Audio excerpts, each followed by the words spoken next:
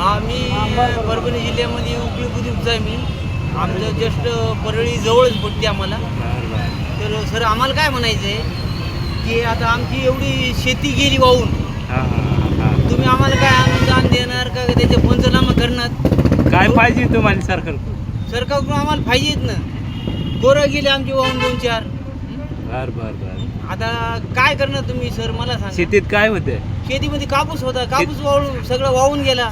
किती शेती होती? 2 एकर शेती पण सगळंच वाहून गेली. 2 एकर मध्ये कापूस होता. 2 एकर कापूस.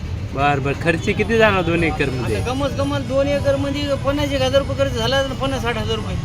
बर मग तिकडे धनंजय मुंडे वगैरे तुमच्या भागाचे नेते, त्यांच्याकडून काय तुमची अपेक्षा आहे? बजरंग बाप्पा कोण, पांख्यास्त आहे? नाही पण सरजी असा आमचं एक क्वेश्चन आहे असं आहे की म्हणजे जस्ट म्हणजे ही परळी आम्हाला 10 किलोमीटर मध्ये. मी जस्ट उपळी बुद्रुकचा आहे.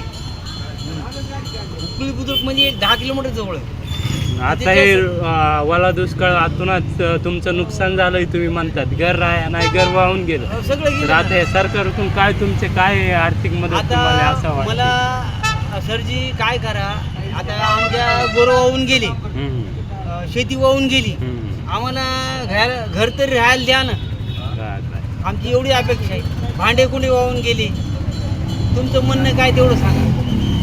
एकरी किती खर्च तुम्हाला आता द्यावा लागेल? सरकारकडून किती अपेक्षा आहे? आता सरकारकडून अपेक्षा म्हणजे सरकार म्हणजे ते आपल्याला काय द्यायचे नेऊन स्वर देताल ना.